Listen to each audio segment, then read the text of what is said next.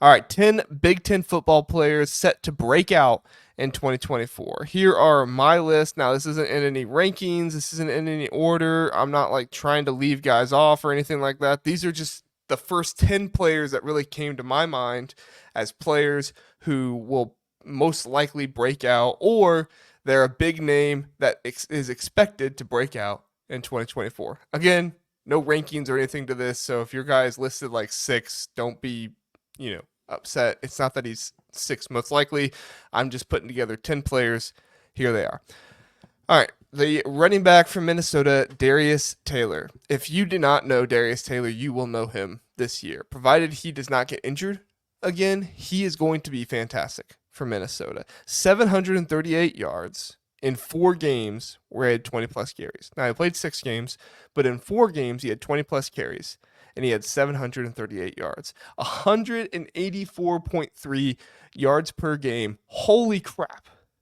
184.3 yards per game in those 4 games that he had 20 plus carries. In those 4 games, he also had 5 touchdowns, 0 fumbles, 5 rushing touchdowns, 0 fumbles, and 22 rushes of 10 yards or more.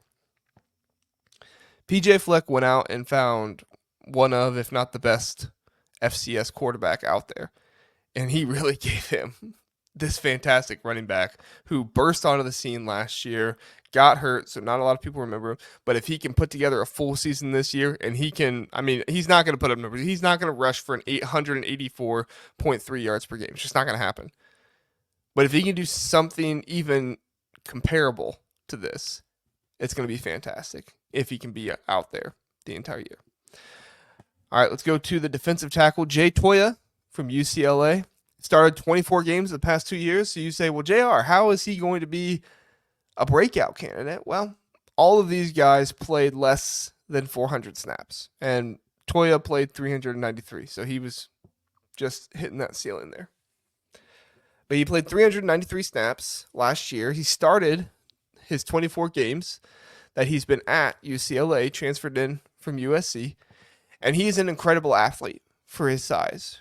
Great athleticism, great burst. He's going to be fantastic. He will break out in his stats, is what I predict. He had 28 tackles, 4 tackles for loss, and only 1 sack last year. I don't think the sacks told the story of who he actually was. But I think this year he gets more tackles. He gets more tackles for losses. Maybe 1 or 2 more sacks. He might not put up, these amazing sack numbers. But once he shores up his tackling, that was his big issue the past 2 years. He missed 7 tackles and 6 tackles the past 2 years. So 13 tackles combined. Missed 13 tackles. That's too much. Once he shores up his tackling ability and he makes every tackle he gets his hands on, he's going to be just fine. And I think that he's going to make that adjustment this year. Next one, Zachariah Branch, wide receiver, punt returner, kick returner for USC. He had 361 snaps last year. That does include special teams because he was out there so much. He is a fantastic punt returner. One of the best punt returners in the nation, if not the best. Kick returning leaves a little to be desired, but those numbers are so crazy with how many touchbacks are there, fair catches, that kind of stuff. I don't really hold that against him as much. I look at more punt returning personally than kick returning. But he's starting this year, and his return skills are going to translate to his wide receiver abilities. And the reason I'm so confident in that is because Lincoln Riley is he just has to be foaming at the mouth with how excited he is to use this kid, with how fearless he is and how fast he is. In 2023, he wasn't bad. He had 320 yards and 2 touchdowns. Wasn't a starter. 20 of his 44 targets came in the last 4 games. So in the last 4 games, the last quarter of the season, you really saw Caleb Williams begin to look for him more. Now, the bowl game's in there as well. So Miller Moss was looking for him too. But nearly half of his targets were in the last 4 games of the season. I think that he was starting to find his way. I think he was developing chemistry with the quarterbacks, and I think that Miller Moss is going to have a fantastic option on the outside or in the slot. All right, my next one, Aidan Chiles, quarterback, Michigan State. He had 100 snaps last year, so well under the 400 mark. And in 2022, he was the 58th overall prospect according to 24/7. So that is a very, very high prospect for Michigan State to get their hands on. He comes over with Jonathan Smith from Oregon State, going to for sure be the starter. And in 2023, like I said, only 100 snaps. And this wasn't just against weak competition. This wasn't just when Oregon State was blowing people out and he got in. 300 plus passing yards, 4 passing touchdowns. Sorry about that. 100 plus rushing yards, 3 rushing touchdowns.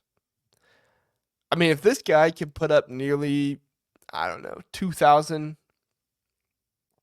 passing yards and have an equivalent rushing number to what he had before, this guy could put together 2,000 passing yards and 600 rushing yards, and that would be fantastic for Michigan State. Or give him 1,500 passing yards, give him 800, 900 rushing yards.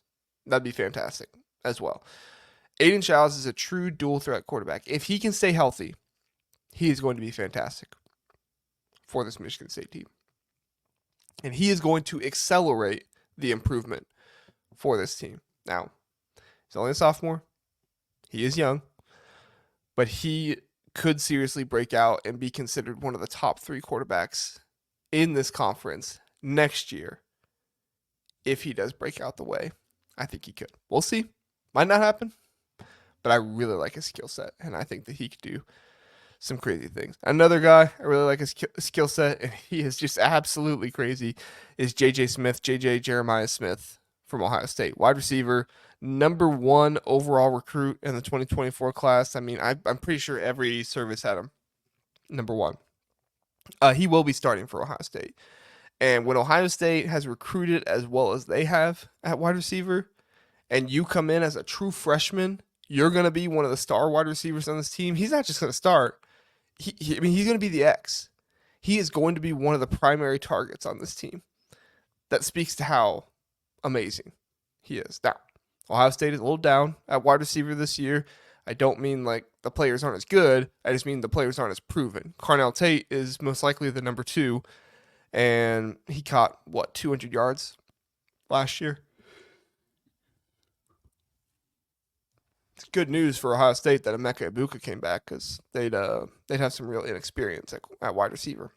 But, I mean, no one in Ohio State's secondary can stop him one-on-one. That's what Jim Knowles said. Jim Knowles said nobody can stop him one-on-one. Well, he basically said they can stop him, but he's a threat for everybody trying to stop him one-on-one.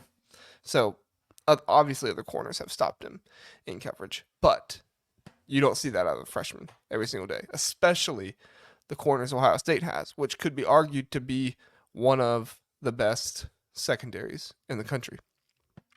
Denzel Burke, Davison Igbinosun, Jordan Hancock, Caleb Downs, Lathan Ransom. These are all high-quality names, high-quality players who have played college football now for a good amount of time. And Jeremiah Smith is taking care of him. So it's going to be crazy. We'll see what he can do. First ever freshman to be named Iron Buckeye. If you don't know what Iron Buckeye is, that's like the award they give out in the offseason for doing an exceptional job in the weight room and being a leader, getting other players to the weight room as well. First ever true freshman at Ohio State. There's been a lot of really good true freshmen, and he's the first one. So excellent stuff from him. Zane Durant, defensive tackle, Penn State. He had 327 snaps last year, almost took the starting role 2 years ago, his freshman year. All Big Ten, honorable mention. He has played all 26 games the past 2 seasons. He started 11 games last year, so not the entire season, just one game where he didn't start it. And his 2023 stats were 22 tackles and 3 sacks. Listen, Zane Durant is fantastic. He's powerful. He is quick off the line of scrimmage. He uses his hands well. I mean, this is a defensive tackle that has a very bright future. And once he finally gets the snaps, similar to Toia, 327. It's not like he wasn't playing a lot last year. but if he has the season that I think he could have, he could be recognized as one of the best defensive tackles in the nation. And if he does come back next year, which I don't know if he will, probably won't, because he's going to be so good this year, he could be recognized as a Mason Graham or Kenneth Grant. Probably not Kenneth Grant. He's a little freakier, but Mason Graham type of guy. I mean, that is the type of player that I could see Zane Durant turn into. Not turn, but recognition-wise. Miller Moss, quarterback, USC, 2023. His snaps were 108. He had 6 touchdown passes in the bowl game. I think everybody knows that. If you talk to any USC fan for longer than 5 minutes, they'll tell you if you don't know. But a 90.7 PFF grade on 66 dropbacks. Here's the part I was most impressed about. Against the blitz. So, right, he's a young quarterback. That should be the time when he's most concerned, most freaked out. No. 80.6% adjusted completion percentage. That's insane. For a guy who hasn't even been the starter for a full year yet, or isn't even starting in his first season, 80.6% adjusted completion percentage against the blitz is fantastic. 91.7 PFF grade in that. His PFF numbers are they're fantastic. He had a fantastic final game against Louisville. You can argue about the competition there. I get it, but still, how many quarterbacks that we know are really good get in their very first game and they just crap the bed, especially against an opponent from a Power 4 conference? Answer is a lot of them do. Miller Moss didn't. Miller Moss didn't do it all year when he got in. So, very impressive. I think Miller Moss is going to be a breakout player this year. Jordan James, running back, Oregon. Similar to Darius Taylor here. The difference is Jordan James had an entire season, and he never had 20-plus carries. He never had 20-plus snaps. 0 games with 20-plus snaps for Jordan James. I thought he was better than Bucky Irving at times last year. And Bucky Irving was a 4th-round pick. So, we'll see. But in 2023, he had 0 games with 20-plus snaps, and he managed to get 700-plus yards, 7.9 yards per carry. That is ridiculous. 11 touchdowns and 0 fumbles. This year, he's finally going to get the full-time load. He's finally going to be able to be that guy for the team, and he's going to be fantastic. He's going to be one of the best running backs in the nation. He's going to be one of the leading rushers, if not the leading rusher in the Big Ten. You have a lot of really good players out there. Nick Singleton, Katron Allen, Quinshon Judkins, Travion Henderson, Darius Taylor. You have a lot of really good guys out there. I think Ohio State and Penn State are going to hinder their guys from being stat leaders just because of the way those guys are going to run together. But I think Jordan James can be the featured back this year. I was on an Ohio State podcast, and one of the guys, he ranked Jordan James, it was either number 1 or number 2 for next year. Just absolutely insane. This guy, he didn't get the workload that I feel like he deserved last year. But when he got out there, he was fantastic. Another guy who was super productive when he got out there, Semaj Morgan, wide receiver, Michigan. People kind of clown Semaj a little bit because he likes to talk, and he would talk even after games when he had negative receiving yards. But check this out. He was targeted on 39% of his snaps. 39%. That's crazy. He had receptions on 29.3% of his snaps. 12 of his 22 receptions were a first down last year. The guy has made the most of his opportunities, and one of the reasons he has is because every time he went in the game, Michigan was looking to use him. He wasn't just a decoy. Now, he was used as a decoy sometimes, but they were looking to use him. And so you might be saying, oh, well, he's just a screen merchant. You know, he just catches the ball behind the line of scrimmage. Okay. Really good receiving back that Michigan has, Donovan Edwards. Donovan Edwards had 15 receptions for 66 yards behind the line of scrimmage last year. Semaj Morgan had 14 receptions for 73 yards behind the line of scrimmage last year. He's able to catch the ball. He's able to do some good stuff with it in his hands when he finally gets it.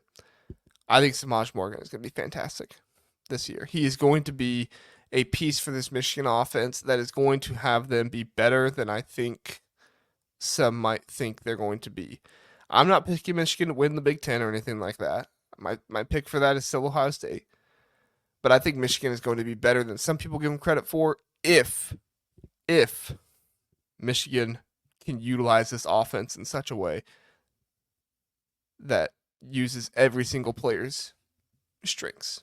And they have enough players with really, really strong strengths that they should be able to do that. Offensive line is the biggest question mark for me for this Michigan offense. Maybe we'll get into them a little bit more. But last thing I would say on that, you got Sherrone Moore as your head coach. Offensive line has been fantastic under him. Every single year has been at Michigan. So if your question mark is what's been your biggest strength the past few years, you should be okay. We'll see.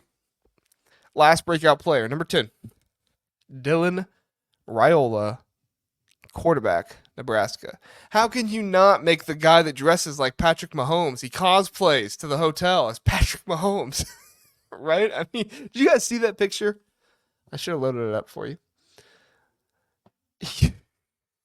It just cracked me up so much. He dressed literally, I literally thought it was Patrick Mahomes. I was like, what is Patrick Mahomes doing in Nebraska gear? He went to Texas Tech.